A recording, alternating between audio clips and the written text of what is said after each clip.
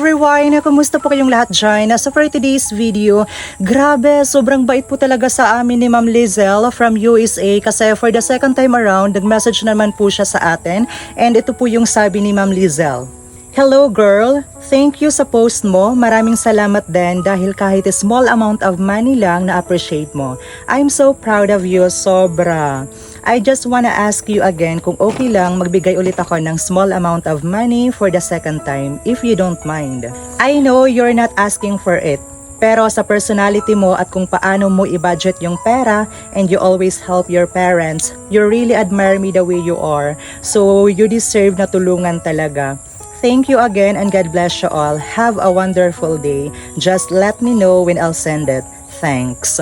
Ayan everyone, so at this moment, grabe, sobrang saya ko po talaga kasi makakatulong na naman po tayo sa family ko at maipo-provide na naman po natin yung mga pangunahing pangailangan po namin.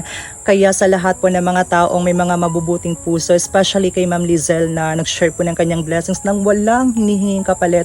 Maraming salamat po talaga ma'am at sa lahat po ng mga taong may mga mabubuting puso naway pagpalain pa po kayo ng Panginoon at dapat pong manaig yung kabutihan na sa mundong ibabaw kasi sa mundong kinakagagalawan po natin napaka-komplikado na po at saka sobrang mga negativity yung nasa paligid po natin.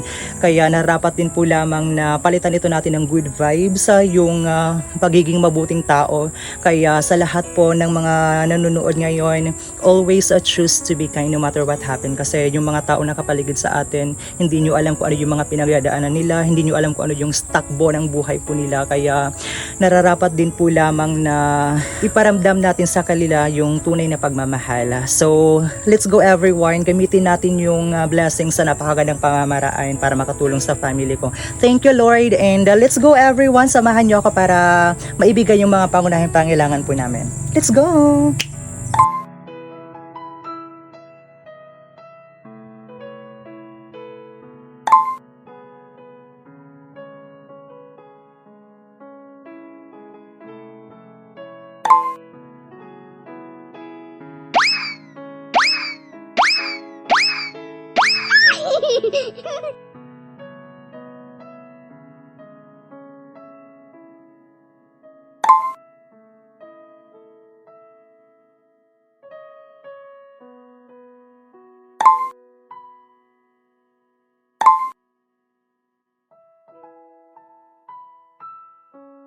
So before I end this video, wag po natin kakalimutan magpasalamat sa Panginoon sa lahat ng mga blessings na natanggap po natin at saka sa lahat ng mga taong ginagawang instrumento niya para matulungan tayo and sa lahat ng mga taong walang sawang sumusuporta po sa amin. Maraming salamat po talaga.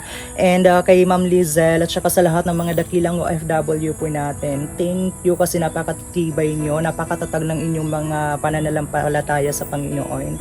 Thank you so much po talaga sa inyong lahat na pagpalain pa po kayo ng ating Panginoon. I know and I believe naman na triply yung blessings na ibabalik nun sa kanila kasi 'di ba yung mga blessings na na-receive natin, maliit man or malaki, napakalaking bagay na po nun, especially sa amin guys. Kaya I'm really grateful po talaga sa inyong lahat. At saka sa lahat ng mga blessings na sinishare nyo po sa akin is hindi po talaga yun napupunta. Kumbaga yung puhunan ko dito is effort lang po talaga para mapasaya ko yung mga magulang ko at nagagawa ko yun ng dahil po sa inyo. Kaya once again, thank you so much po sa inyong lahat. See you again guys on our next video. I love you so much. Bye bye.